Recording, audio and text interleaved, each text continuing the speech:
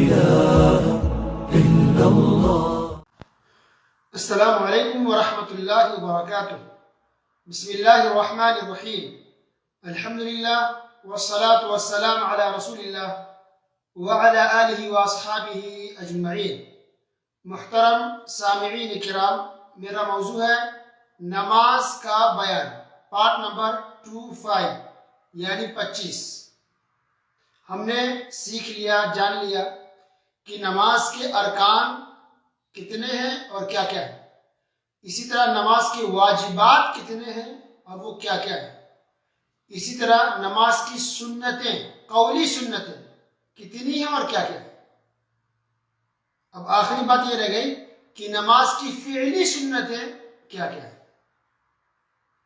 تو ارکان کا بیان ہو چکا، واجبات کا بیان ہو چکا اور قولی سنتوں کا بیان ہو چکا. اب فعلی سنت دیکھتے ہیں. یعنی سنت دو طرح کی ہے، قولی جو ہم زبان سے ادا کرتے کہتے ہیں اس کو قولی کہتے ہیں، اور فعلی سنتیں یعنی جو ہم کرتے ہیں، جو کام کرتے ہیں نماز کے اندر، جو ہماری نماز کے اندر کیفیت ہوتی ہے اس کو فعلی سنت کہتے ہیں.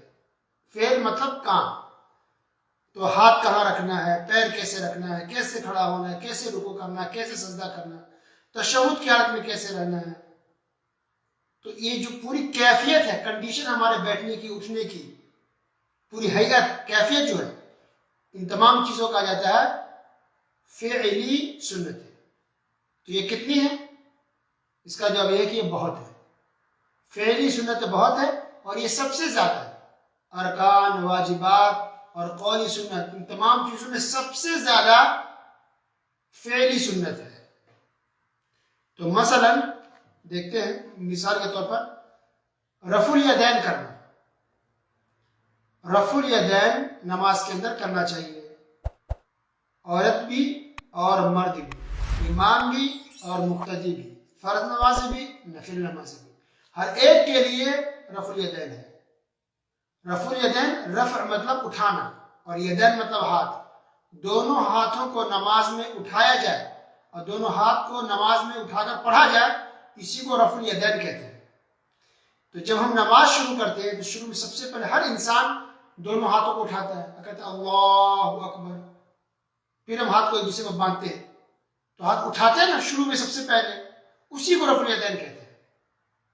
تو جس طرح سے نماز شروع کرتے وقت دونوں ہاتھوں کو اٹھاتے ہیں، اسی طرح اور 3 جگہ ہے یا 3 حالت ہے جس میں دونوں ہاتھوں کو اٹھانا چاہیے. اور ٹوٹل 4 حالات ہیں نماز کے اندر ہاتھ اٹھانے کی. پہلا تو یہی نماز شروع کرتے وقت رفع الیدین کرنا. نمبر 2، رکوع جاتے وقت، جب بھی ہم رکوع جائیں گے تو پہلے دونوں ہاتھ کو اٹھائیں گے پھر رکوع میں جائیں گے. اور نمبر 3، رکوع سے اٹھتے وقت. تو جب بھی ہم رکوع سے اٹھیں گے، کسی بھی رکعت میں، پہلی، دوسری، تیسری، چوتھی، جو بھی ہو، جب بھی ہم رکوع سے اٹھیں گے تو رکوع سے اٹھتے وقت دونوں ہاتھوں کو اٹھانا، رفع الیدین کرنا ہے. تینوں کی کنڈیشن. اور چوتھی کنڈیشن کون سی ہے؟ چوتھی حالت کہ 2 رکعت پڑھنے کے بعد جب تیسری رکعت کے لیے کھڑے ہوں گے تو پھر رفع الیدین کرنا ہے. تو ان 4 حالتوں میں یا 4 جگہوں پر رفع الیدین کرنی ہے. ٹھیک ہے. اور یہ سب کے لیے، وہ عورت ہو مرد ہو، سب کے لیے رفع الیدین. یہ منسوخ نہیں ہوا. بہت سے لوگ کہتے ہیں کہ منسوخ یہ حکم ہو گیا. یہ جھوٹ ہے، غلط ہے. اللہ کے رسول صلی اللہ علیہ وسلم نے پوری زندگی رفع الیدین کر کے نماز پڑھی ہے. انشاءاللہ اس چیز کو ہم الگ سے بیان بھی کریں گے ایک خاص درس کے اندر، ریفرنس اور حوالہ کے ساتھ کہ حدیث کہاں کہاں. یہ حدیث صحیح بخاری کے اندر بھی ہے اور حدیث کی اکثر کتابوں میں یہ مل جائے گی کہ نبی صلی اللہ علیہ وسلم اور صحابہ کرام رفع الیدین کر کے نماز پڑھتے تھے ہمیشہ، مرتے دم تک. یہ حکم کینسل نہیں ہوا ہے، یہ قیامت تک کے لیے ہے. اسی طرح نماز کی فعلی سنتیں کیا کیا ہے؟ ہاتھوں کو ایک دوسرے سے باندھنا. تو بایاں ہاتھ نیچے ہوگا اور دایاں رائٹ ہینڈ اوپر ہوگا. تو دائیں ہاتھ کو اوپر رکھا جائے اور ہاتھ کو باندھا جائے. تو یہ بھی فعلی سنتوں میں سے ہے. ہماری نگاہ نماز کی حالت میں سجدے کی طرف کی جگہ پر ہونی چاہیے. جہاں ہم پیشانی رکھتے زمین پر، اس جگہ پر ہماری نگاہ ہو، یعنی ہماری نظر ہو نماز کی حالت میں. لیکن جب ہم تشہد کے لیے بیٹھیں گے، چاہے تشہد پہلی تشہد ہو یا آخری تشہد ہو، جو پڑھیں گے تحیات ہوئے، باقی دعائیں، اور ہاتھ کو ہم حرکت دیتے ہلاتے ہیں، تو اس وقت ہماری نگاہ شہادت والی انگلی پر ہونی چاہیے. بس اس کے علاوہ جو حالت کنڈیشن نماز کی تمام حالتوں میں ہماری نگاہ سجدے کی جگہ پر ہونی چاہیے۔ اسی طرح جب ہم جب ہوتے ہیں، کھڑے رہتے ہیں، تو دونوں قدم ہٹا ہونا چاہیے، ایک دوسرے کو ملا کے کچھ لوگ کھڑے ہوتے ہیں، غلط ہے، وہ عورت ہو یا مرد ہو، دونوں قدم الگ الگ ہو، ہٹے ہو، دونوں قدم ہٹا کر کے رکھیں گے دوسرے سے۔ اور جب ہم رکوع کی حالت میں جائیں گے تو رکوع میں ہم دونوں ہاتھوں سے اپنے گھٹنوں کو پکڑ کے رکھیں گے، دائیں ہاتھ سے دائیں گھٹنے کو اور بائیں ہاتھ سے بائیں گھٹنے کو، یعنی جس پر ہم ہاتھ رکھے رہتے ہیں تو اس کو پکڑ کے رکھنا ہے، انگلی پھیلا کر کے پکڑ لینا ہے، کچھ دم چپکا کیسے رکھتے ہیں، کچھ دائیں بائیں گھما لیتے ہیں، انگلی کو پھیلا کر کے اور گھٹنے کو پکڑ کے رکھنا چاہیے۔ اسی طرح ہماری نگاہ سجدے کے پاس ہو اور پیٹھ بالکل سیدھی ہونی چاہیے۔ کچھ لوگ رکوع کی حالت میں ایک دم اپنے پیر کے ناخن کو دیکھتے ہیں، یہ غلط ہے۔ رکوع کی حالت میں بھی ہماری نگاہ سجدے کے پاس ہونی چاہیے اور پیٹھ بالکل سیدھی ہو، اس طرح سے کہ اگر کوئی پیالہ میں یا گلاس میں پانی رکھ کے ہماری پیٹھ پہ رکھ دے تو پانی نہ دے، اتنی پیٹھ سیدھی ہونی چاہیے۔ سجدے میں جب جائیں گے ہم سجدے کی حالت میں، تو سجدے کی حالت میں یہ ہے کہ پیشانی زمین پر ہو، ناک زمین پر ہو، دونوں ہاتھ زمین پر ہو، دونوں گھٹنے زمین پر ہو اور دونوں قدموں کی انگلیاں زمین پر ہونی چاہیے۔ تو پیشانی ناک زمین پر، دونوں ہاتھ زمین پر، گھٹنے زمین پر اور دونوں قدم کی انگلیاں زمین پر۔ کچھ لوگ سجدے کی حالت میں دونوں پیر کو اٹھا لیتے ہیں یا کچھ لوگ ایک پیر کو دوسرے پیر پر رکھ لیتے ہیں سجدے کی حالت میں، جو کہ بالکل غلط ہے، اس کی نماز باطل ہو سکتی ہے۔ اس میں سے کچھ چیزیں ایسی جو ضروری ہے، کمپلسری ہے، 7 اعضاء پر، 7 حصوں پر سجدہ کیا جاتا ہے، اور جو ہاتھ رکھنے کی جگہ ہے سجدے کی حالت میں وہ یہ ہے کہ ہمارے کندھے کے پاس ہو، تقریباً پیشانی ناک ہم نے زمین پر ٹچ کر دیا تو دونوں ہاتھ کہاں رکھیں گے؟ یہ کندھے کے پاس، شولڈر کے پاس، اور ہاتھوں کی انگلی کا رخ قبلہ کی طرف ہے، اور ہمارے دونوں یہ کہونی زمین سے اٹھی ہونی چاہیے اور بازو سے ہٹی ہونی چاہیے اور ران سے بھی الگ ہونی چاہیے۔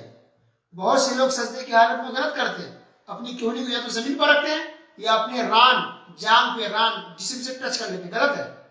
دونوں کہونی دونوں ہاتھوں کی کہونیاں ہمارے باڈی سے الگ ہونی چاہیے، ران سے بھی الگ رکھنا ہے، بازو سے بھی الگ رکھنا ہے، ہٹا کے کھول کے رکھنا ہے، چاہے وہ عورت ہو یا مرد ہو، اور دونوں قدم کھڑے ہونی چاہیے سجدے کی حالت میں، اور دونوں قدم کی انگلیاں مڑی ہو اور قبلہ کی طرف ہو۔ دونوں قدموں کی، دونوں پیروں کی انگلیاں ہم فولڈ کر کے موڑ کے رکھیں گے اس طرح سے کہ ہمارے پیروں کی انگلیاں قبلہ کی طرف ہو، اور دونوں قدم آپس میں ملے ہونی چاہیے، دونوں قدم آپس میں ٹچ ہو، تو دونوں قدم کا اوپری حصہ یعنی ایڑی کی طرف سے آپس میں ملا دیں، ایک ایڑی کو دوسرے ایڑی سے ملا کے رکھیں گے۔ سجدے کی حالت کی بات ہو رہی ہے، سجدے کی حالت میں دونوں ایڑی کو ایک دوسرے سے ملا دیں گے اور قدم کا نچلا حصہ تھوڑا سا ہٹا ہوگا، لیکن دونوں قدموں کی جو انگلیاں ہیں وہ زمین پر ٹچ ہوگی، مڑی ہوگی، قبلہ رخ ہوگی۔ تو یہ ہوا سجدے کی حالت۔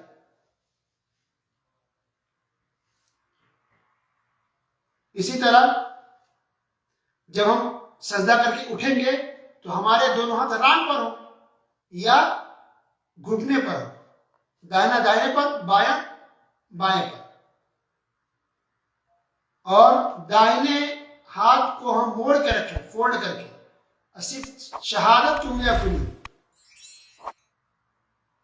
حرکت دینے کے لیے، اور باقی جو انگلیاں ہیں دائرت کی مڑی ہونی چاہیے، لیکن بایاں ہاتھ جو ہے اس کی انگلیاں کھلی رہے گی ہمیشہ شروع سے آخر تک۔